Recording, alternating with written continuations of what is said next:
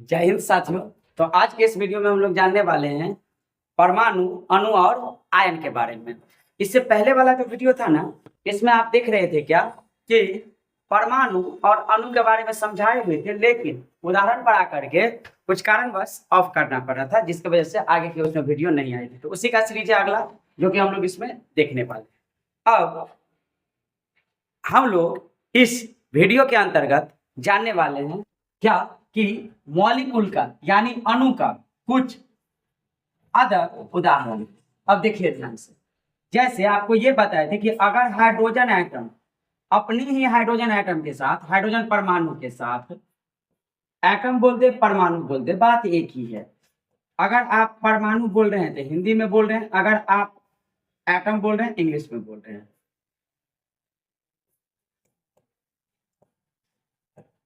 परमाणु, और ये भी है आपका परमाणु,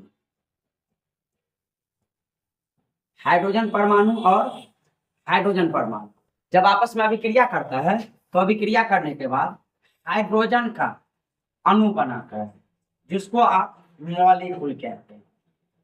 इतना याद रहेगा। क्या बोलेंगे? जब दो या दो से अधिक परमाणु आपस में अभिक्रिया करता है तो अणु का निर्माण करता है। दो या दो से अधिक परमाणु आपस में अभिक्रिया करेगा तो अणु बनेगा। अणु कहलाने के लिए कम से कम दो परमाणु का होना आवश्यक है। अब आइए जानते हैं। अब ये भी क्वेश्चन पूछ लेगा कि अच्छा, अणु का आकार बड़ा होता है या परमाणु का? देखिए, ये मिलता है तब इसलिए बनता है। तो कभी भी आपको ध्यान में आपको रखना है कि अणु जो होता है दो के मिलने की वजह से बनता है ना, तो इसका आकार बड़ा होगा और परमाणु का आकार छोटा होगा। आइए अगला देखते हैं, अगला उदाहरण। अब ये भी दो प्रकार का हो सकता है। एक बनता है जिसको आप बोलते हैं क्या कि समांगी अणु, एक बनेगा विसमांगी अणु। विसमांगी अणु मतलब क्या कि एक होता है होमो मॉलिक्यूल, एक होता है हेटेरो मॉलिक्यूल, डिफरेंट। जब एक ही प्रकार के तत्व से, जैसे हाइड्रोजन हाइड्रोजन से अभिक्रिया किया तो हाइड्रोजन का अणु बनाया, लेकिन हाइड्रोजन हाइड्रोजन से अभिक्रिया नहीं करे, किसी और के साथ करे तो कोई और अणु का निर्माण करेगा। अब उसको कहा जाता है ना विषम, डिफरेंट, अलग प्रकार का अणु कहलाए। ठीक है ना। एक ही प्रकार के परमाणु से मिलकर के बना, वह अलग प्रकार के परमाणु से मिलकर के बनेगा। जैसे देखिए कि अगर कार्बन का अभिक्रिया करवा दे ऑक्सीजन से, ये कार्बन का परमाणु है, ये कार्बन का परमाणु है, लेकिन ये ऑक्सीजन का अणु है। ये ऑक्सीजन ऑक्सीजन अणु है, ये कार्बन परमाणु है और ये ऑक्सीजन का अणु है, ये कार्बन का परमाणु है। अब आप देखिए, जब कार्बन और ऑक्सीजन का अभिक्रिया होता है तो क्या बनाता है? कार्बन डाइऑक्साइड बनाता है। क्या बनाता है? Carbon dioxide, CO2। ठीक है ना। किसका नाम आप बोलते हैं कि ये है कार्बन डाइऑक्साइड।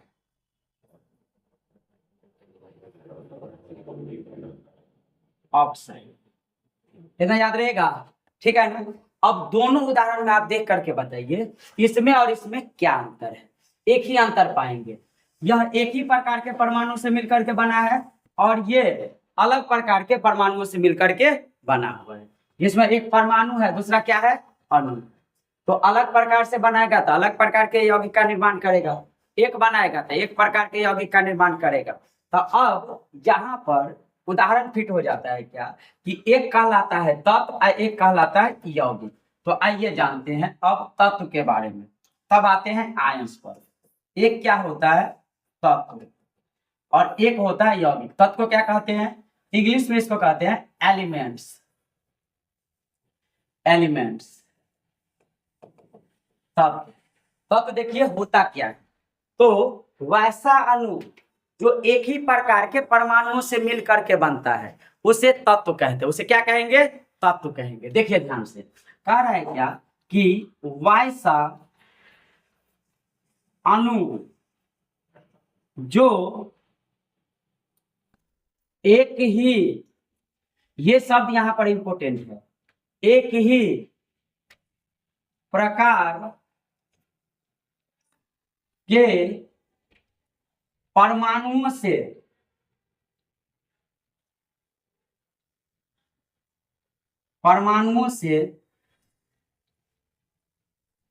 मिलकर बनता है, मिलकर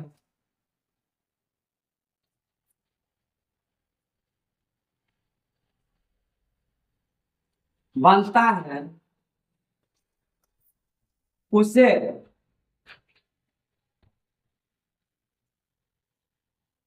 तत्व कहते हैं, उसे तत्व कहते हैं। उदाहरण आपको अगर ले ले H2 हाइड्रोजन का अणु, यह एक तत्व है। अगर ले ले O2 ऑक्सीजन का अणु, एक तत्व है। अगर ले ले C2 एक तत्व है, कार्बन का अणु। अगर आपको बोल दे क्या कि N2 एक तत्व है, F2 एक तत्व है, Cl2 एक तत्व है। अब ये सब भी तत्व में आएगा। P4 फास्फोरस 4 एक तत्व है, S6 एक तत्व है, S8 एक तत्व है, O3 एक तत्व है, TTC। देखिएगा ध्यान से, तत्व और यौगिक में अंतर समझिए कि तत्व किसे कहते हैं और यौगिक किसे कहते हैं। तत्व क्या कहलाएगा? तो जब, ध्यान से आप सुनिएगा कि जब एक ही प्रकार के परमाणुओं से बने अणु का निर्माण होता है तो वैसे अणु को तत्व कहते हैं। वैसे अणु को क्या कहते हैं? तत्व कहते हैं। यहाँ देखिए, जब एक हाइड्रोजन अपने ही हाइड्रोजन से अभिक्रिया किया तो H2 बनाया, एक ऑक्सीजन अपने ही ऑक्सीजन से अभिक्रिया किया तो O2 बनाया, एक कार्बन अपने ही कार्बन से अभिक्रिया किया तो C2 बनाया, और एक नाइट्रोजन अपने ही नाइट्रोजन से अभिक्रिया किया तो N2 बनाया, एक F अपने ही F के साथ अभिक्रिया किया F2 बनाया, एक फास्फोरस नहीं 4 फास्फोरस आपस में अभिक्रिया किया P4 का निर्माण किया, 6 सल्फर आपस में अभिक्रिया करके S6 का निर्माण किया, और 8 आपस में अभिक्रिया करके S8 का निर्माण किया। याद रहेगा? तब ये सभी के सभी एक प्रकार के क्या है? तत्व है। अब आइए समझते हैं यौगिक। अगला क्या है? यौगिक। यौगिक है हम लोग का हेडिंग। यौगिक में होता है, इसको इंग्लिश में कहते हैं कंपाउंड, कंपाउंड्स, यौगिक, कंपाउंड्स। अब देखो यौगिक क्या होता है इसके बारे में बात करते हैं। तो यौगिक क्या होता है तो बोल देना है, बस सिंपल। यौगिक उसको कहते हैं, पदार्थ में तो दोनों की मात्रा निश्चित रहेगी, ठीक है, जिस भी पदार्थ का निर्माण करेगा उसका मात्रा निश्चित होगा, ठीक। अब आगे देखिए, यौगिक उसको कहते हैं कि जब अलग अलग प्रकार के परमाणु आपस में मिलकर नए अणु का निर्माण करते हैं उसे यौगिक कहते हैं। तो ऐसे लिखेंगे कि जब अलग अलग प्रकार के परमाणु आपस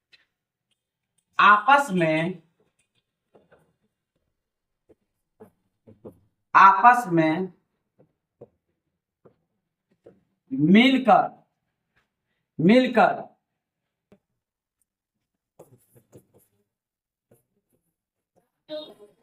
अणु का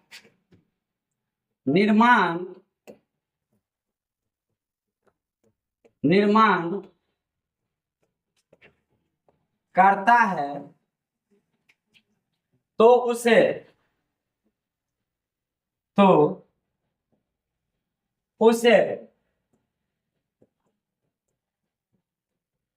यौगिक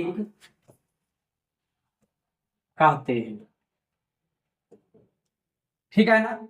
या ये भी बोल सकते हैं कि जब एक तत्व किसी अन्य तत्व के साथ अभिक्रिया करता है या किसी अन्य अणु के साथ अभिक्रिया करता है तो पर भी यौगिक बनाता है। परमाणु भी हो सकता है, अणु भी हो सकता है, इसमें कुछ नहीं कि ये डिट्टो होना चाहिए कि नहीं, परमाणु ही होगा, बस अलग होना चाहिए। जैसे उदाहरण में कार्बन ले लीजिए, ऑक्सीजन ले लीजिए, कार्बन और ऑक्सीजन की अभिक्रिया से बनाता है CO2, तो CO2 को आप क्या कहेंगे, तत्व या यौगिक? उत्तर है कार्बन और ऑक्सीजन दो अलग अलग हो गया ना, तो ये कहलाएगा यौगिक। ये क्या कहलाएगा? यौगिक कहलाएगा। यौगिक में कौन सा यौगिक है, इसका नाम क्या है, तब बोलेंगे carbon dioxide, dioxide. Carbon dioxide, इसका नाम क्या है?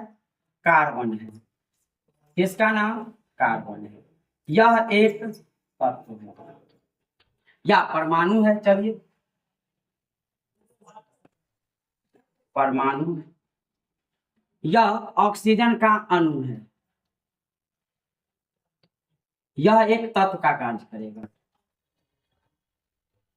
ऑक्सीजन का अणु। ठीक इसी प्रकार से अभिक्रिया,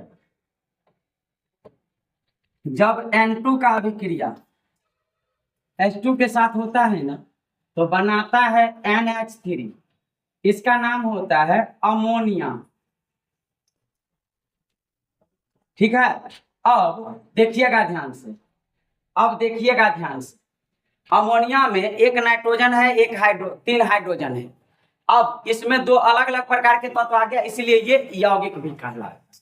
ये क्या कहलाएगा? यौगिक कहलाएगा, ये यौगिक कहलाएगा।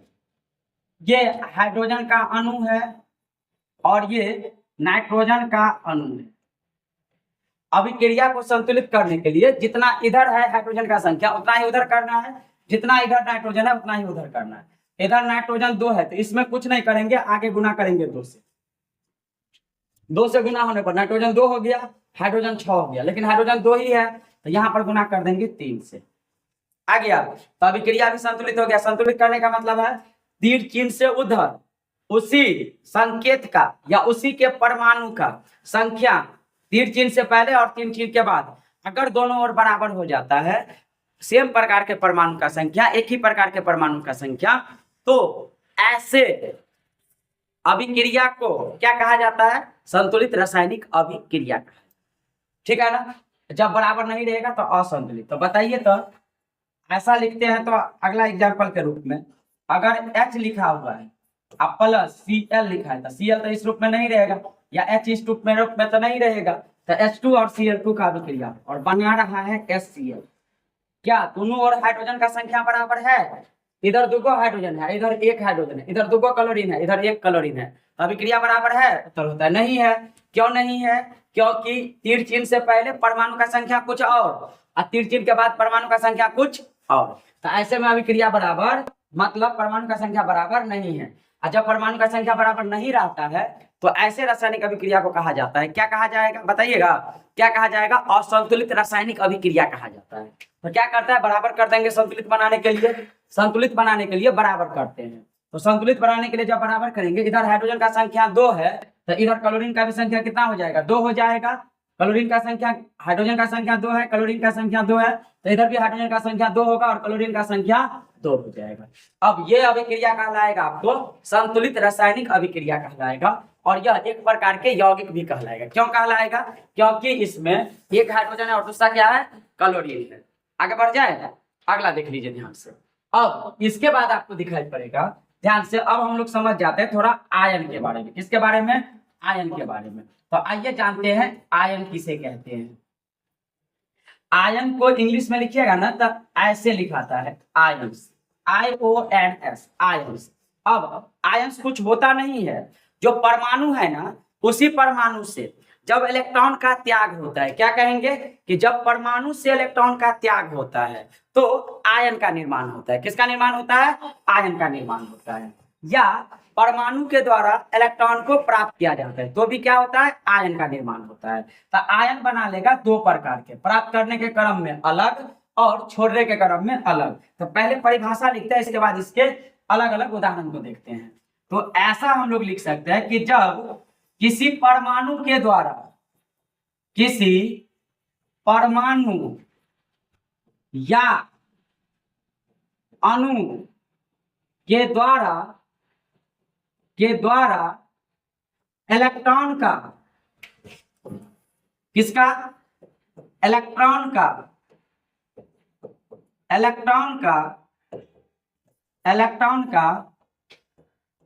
त्याग या प्राप्ति की जाती है तो वह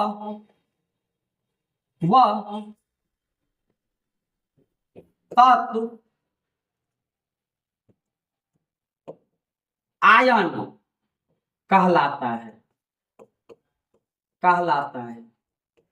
जैसे देखिएगा ध्यान से, क्या लिखा गया कि जब किसी परमाणु या अणु के द्वारा इलेक्ट्रॉन का त्याग किया जाता है या प्राप्त किया जाता है, या तो छोड़ देगा या ले लेगा, तो या तो छोड़ेगा या लेगा, तो क्या कहलाएगा? आयन कहलाएगा। ठीक है। अब जैसे एक एग्जांपल देखिए, मान के चलते हैं कि ए कोई परमाणु है, ए क्या है?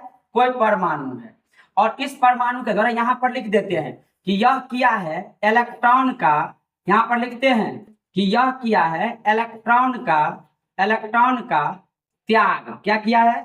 इलेक्ट्रॉन का त्याग किया है। मतलब इसके पास जितना इलेक्ट्रॉन था ना, उसमें से कुछ इलेक्ट्रॉन को छोड़ा है। त्याग किया है तो कितना का त्याग किया है? तो अगर लिख दे कि एक का त्याग किया है, कितना का त्याग किया है? एक इलेक्ट्रॉन का त्याग किया है। एक पहले लिख देते हैं, चलिए, एक इलेक्ट्रॉन का त्याग किया है, एक इलेक्ट्रॉन त्याग किया है।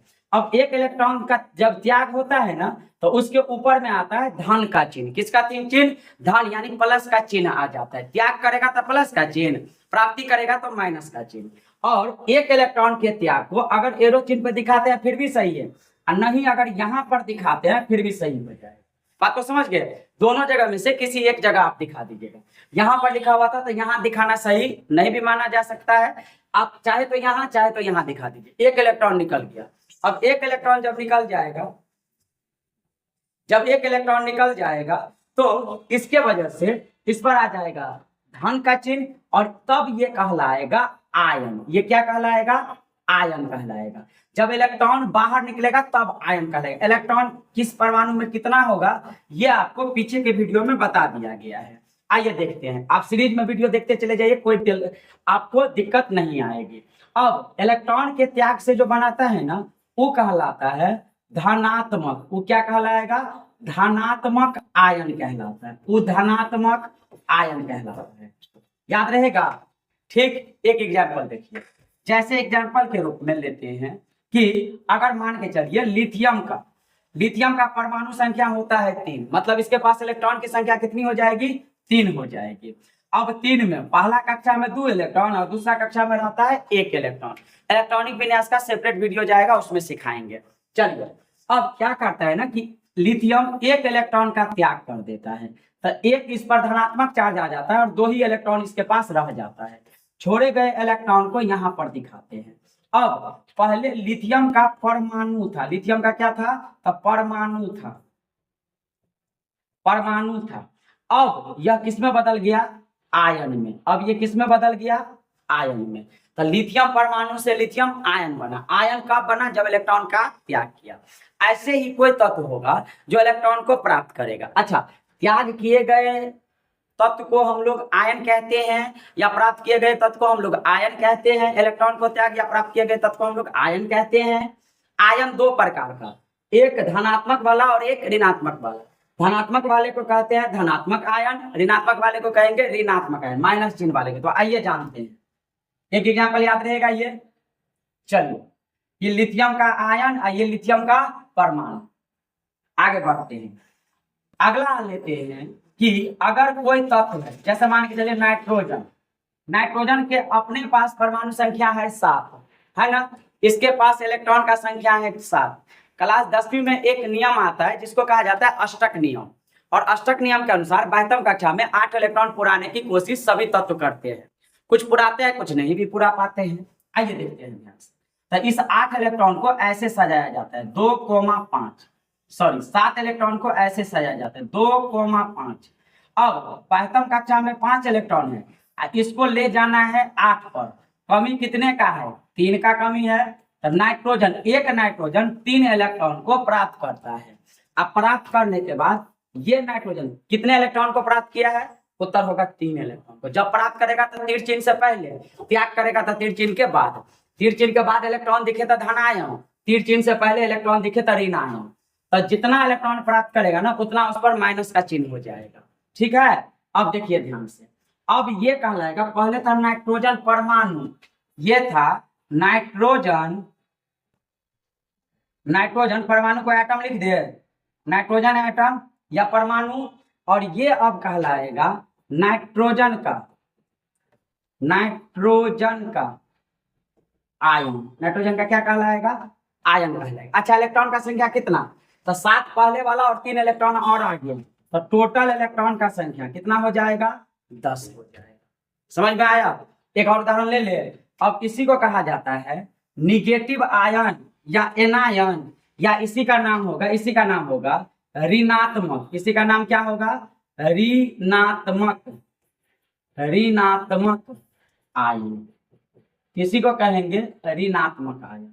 याद रहेगा, माइनस के चिन्ह आने से ऋणात्मक आयन, प्लस के चिन्ह आने से धनात्मक आयन आएगा। कब? तो जब परमाणु या अणु के द्वारा इलेक्ट्रॉन का त्याग किया जाता है, तो ऋण आयन त्याग किया जाएगा तो धन आयन प्राप्त किया जाएगा तो ऋण आयन। अब जैसे देखिए, एक सूत्र है कि CaCO3, जब इसको करिएगा ना गर्म, तो ये 2 भागों में टूटता है। एक बनाता है CaO और एक बनाता है CO2। अब इसमें एक तत्व है जो धातु है, दूसरा अधातु है। तो धातु जब भी होता है ना, इलेक्ट्रॉन का त्याग करता है। धातु क्या करेगा? धातु इलेक्ट्रॉन का त्याग करता है, इलेक्ट्रॉन का त्याग करता है, ठीक है। अधातु इलेक्ट्रॉन को प्राप्त करता है, अधातु इलेक्ट्रॉन को प्राप्त करता है, इतना तो याद रहेगा, प्राप्त करता है। अब जिसके कारण क्या होगा ना कि ये जो है आपका यह इलेक्ट्रॉन का त्याग करेगा तो कितना करेगा? अभी आप बस याद रखिए कि कैल्शियम के बातम कक्षा में 2 इलेक्ट्रॉन होता है, टोटल इलेक्ट्रॉन 20 होता है। 2 इलेक्ट्रॉन का त्याग करता है, तो इसके द्वारा जो 2 इलेक्ट्रॉन छोड़ा जाएगा ना, उसी 2 इलेक्ट्रॉन को ऑक्सीजन क्या करेगा? तो प्राप्त करेगा। तो O 2 इलेक्ट्रॉन को प्राप्त कर लेते हैं, 2 इलेक्ट्रॉन को क्या करेगा? प्राप्त कर लेगा। तो ये कहलाएगा धन आयन। ये क्या कहलाएगा? धन आयन कहलाएगा। और ये क्या कहलाएगा? ऋण आयन कहलाएगा, धन आयन। और ये कहलाएगा ऋण आयन कहलाएगा। कितना याद रहेगा? इसी को बोलते हैं पॉजिटिव आयन, और इसको कहते हैं निगेटिव आयन। पॉजिटिव आयन, इसको कहेंगे निगेटिव आयन। याद रहेगा? या इंग्लिश टर्म में इसका नाम बनता है, पॉजिटिव वाला को केटायन कहते हैं। पॉजिटिव को क्या कहते हैं? केटायन। और निगेटिव को क्या कहेंगे? तो एनायन। निगेटिव को कहते हैं एनायन। इतना याद रहेगा? तो इस लेक्चर्स में हम लोग यहीं तक रखते हैं। इससे आगे हम लोग अगले वीडियो में देखने वाले, ठीक ना। तो एटम्स यानी परमाणु के सीरीज को अब हम लोग आगे अगले वीडियो में देखेंगे। इसको यहीं तक रखते हैं।